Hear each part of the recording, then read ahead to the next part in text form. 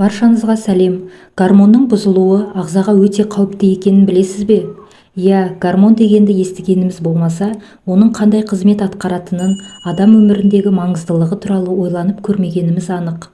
Бүгінгі видеода гормон туралы айтатын боламын. Жалпы гормон деген не? Гормон эндокриндік бездер шығаратын биологиялық белсенді заттар. Эндокриндік бездер гормондарды қанға шығарады. Қанмен бірге гормондар бүкіл денеде жүреді, зат алмасуды және белгілі бір ағзалардың жұмысын реттейді. Адамның 9 эндокринді бездері бар, және олардың әрқайсысы бірден бірнеше гормонға айналады. Кейбір ағзалар, нақтырақ айтқанда бүйрек, асқазан ішек жолдары және бауыр гормондар шығаруға көмектеседі. Мидың кішкене бөлігі болып табылатын гипоталамус барлық гормондардың жұмысын ұйымдастырады. Егер гормонның бөлінуінде ешқандай кінәрат болмаса, адам өзін жақсы сезінеді, әрі денсаулығы жақсы болады. Ал егер гормон дұрыс бөлінбесе, оның денсаулығы сыр береді. Гормон қалай жұмыс істейді? 6:00-ге дейін ағзаңызда бақыт гормоны, яғни серотонин оянады. Таңғы 6:00-де кортизол оянады. Бұл гормон ағзаңызға күні бойы қуат сыйлайды. Ал егер ұйқыдан тұра салып, 500 мл су ішіп, таңғы жаттығуға кіріссеңіз, онда стресс гормонын шайып жібересіз. 7:00-де мелатонин гормоны бөлінуін тоқтатады. Өз орнын жыныс гормондарына босатады. Ары қарай ұйықтаудың қажеті жоқ. Таңғы 8:00-де жыныс гормоны өз жұмысын бастайды. Міне осы кезде жаттығу жасап, спорт залына барсаңыз, ағзаға өте пайдасы мол болады. 10:00-ден 14:00-ге дейін нейрогормон қызметке кіріседі. Ол есте сақтау қабілетінің жақсаруына, мұқияттылық танытуға, қырағы болуға септігін тигізеді.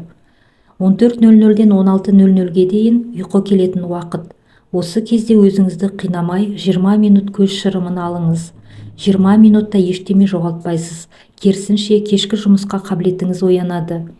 Ең бастысы, бұл уақытта өсу гормоны белсенділік танытады.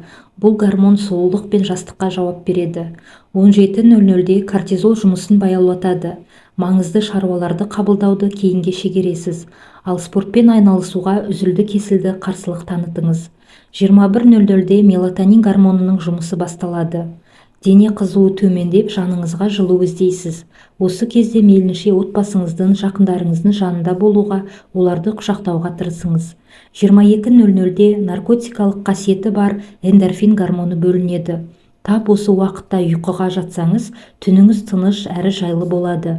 Сонда күні бойы алған стресстен арыласыз, шаршау басылады, әрі таңертең сергек оянасыз. Түнгі 2-де өсу гормоны оянады да, кішкентайларды тәтті ұйқы құшағына алып кетеді. Ал үлкендердің сұлу әрі өмір бойы жас қалпын сақтап қалуға ықпал етеді. Гормонның бұзылуына не себеп болады? Ұзаққа созылған стресс және толқу. Бір жағдайға байланысты осындай мазасыздыққа тап болсаңыз, кортизол атты гормонның бөлінуі бұзылады. Есіңізде болсын, біреуден естіп, гормондық дәрілерді қабылдаушы болмаңыз. Аурудың белгілері бірдей болғанымен, сіздің ағзаңыз ауруыңыз басқаша болатыны анық. Міндетті түрде арнайы маманның кеңесін алғаныңыз жөн. Егер тұқым қуалау себебімен гормонды бұзылыстар орын алса, оны емдеуге қиынға соғады. Кейбір тағамдардың құрамында гормонның бөлінуіне кедергі жасайтын заттар болады. Сондықтан да мейлінше дұрыс тамақтануға әдеттеніңіз. Гормонның бұзылғанын қалай білеміз? Егер гормон өз деңгейінен асып кетсе немесе кеміп қалса, ағза мынандай белгі береді. Әлсіздік, естен тану немесе себепсіз салмақ жоғалту, безеу, бөртпе, инсулиннің жетіспеуінен қант деңгейінің көтерілуі пайда болады, шаш түседі, әйелдердің денесіне түк пайда болады, ұйқысыздық, төсек қатынасқа құштарлық бәсеңдейді. Егер осы белгілерді байқасаңыз, өз бетіңізше ем алуға асықпаңыз. Міндетті түрде эндокринолог дәрігердің қабылдауына жазылыңыз. Гормон бұзылысын қалай анықтаймыз? Маңызды ағзаларды ультрадыбыстық зерттеуден өткізу керек. Эндокринолог маманы тағайындаған анализдарды тапсыру керек. Осы сараптаманың қорытындысына қарап, арнайы ем шаралар жүргізіледі. Емделу жолдары арнайы диета және гормоналдық терапияны құрайды.